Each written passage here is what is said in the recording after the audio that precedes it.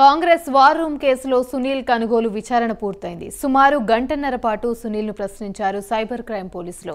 Sunil statement ను record చేశారు పోలీసులు. మరోసారి విచారణకు హాజరు కావాల్సి ఉంటుందన్నారు.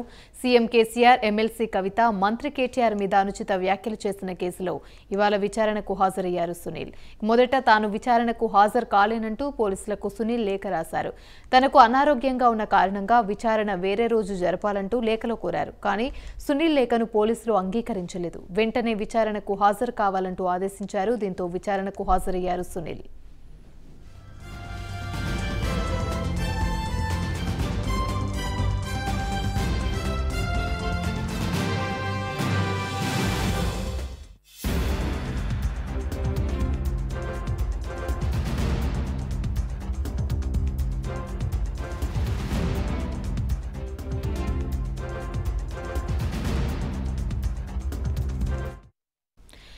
సీఎం కేసీఆర్, ఎమ్మెల్సీ కవిత, మంత్రి కేటీఆర్ పై అనుచిత పోస్టులు పెట్టారంటూ సునీల్ పై ఆరోపణలున్నాయి. దీనిపై తెలంగాణ హైకోర్టు విచారణ కూడా చేపట్టింది. సీసీఎస్ పోలీసులు ఇచ్చిన నోటీసులపై స్టే ఇవ్వలేమని తేల్చి చెప్పింది. సునీల్ కనుగోలు వెంటనే విచారణకు హాజరు కావాలని సూచించింది. సునీల్ ను కేవలం విచారించాలని, అరెస్ట్ చేయరాదని పోలీసులకు సూచించింది. దీంతో సునీల్ నేడు విచారణకు హాజరయ్యారు. ఇక దీనిపై మరింత సమాచారం మా ప్రతినిధి సంపత్ మరిన్ని వివరాలు అందిస్తారు. సంపత్, చెప్పండి. యామిని, ఏదైతే సీఎం కేసీఆర్, మంత్రి కేటీఆర్, ఎమ్మెల్సీ కవితకు సంబంధించి కాంగ్రెస్ వ్యూహకర్త ఎవరైతే ఉన్నారో సునీల్ కనుగోలు, అతను పెట్టినటువంటి పోస్టులు తీవ్ర అభ్యంతరకరంగా ఉన్నాయని చెప్పేసి కేసు నమోదు చేయడం జరిగింది. దీనిపైన అతను హైకోర్టును ఆశ్రయించాడు.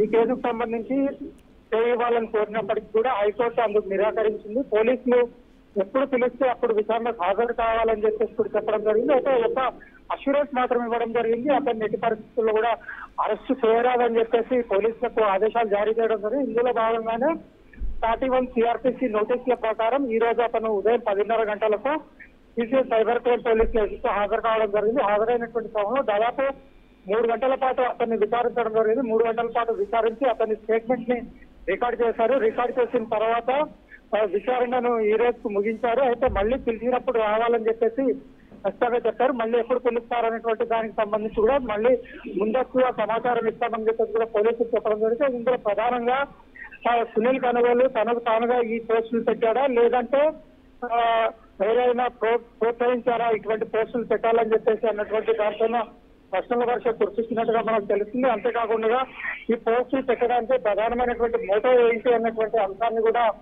సైబర్ క్రైమ్ పోలీసులు సునీల్ కనుగోలును ప్రశ్నించినట్టుగా తెలుస్తుంది.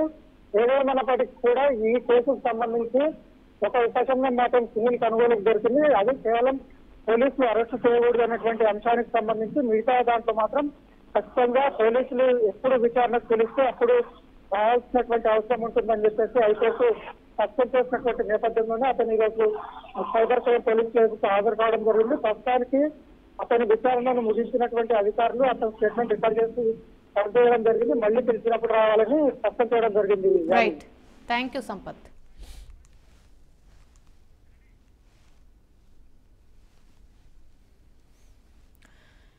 తోటా